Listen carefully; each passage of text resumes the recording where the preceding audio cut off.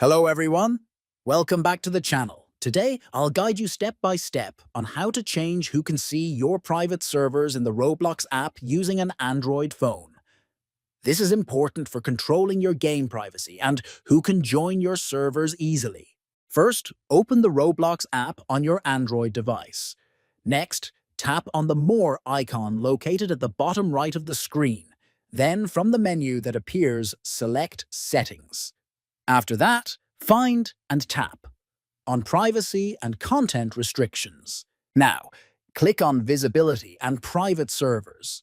Finally, tap on Private Servers, and you will see a list of options.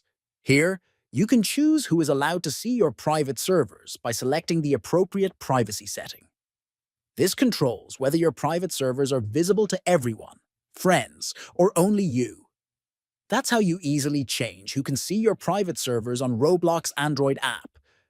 Be sure to check your privacy settings regularly to keep your game experience secure. Thanks for watching, and don't forget to subscribe for more helpful tutorials.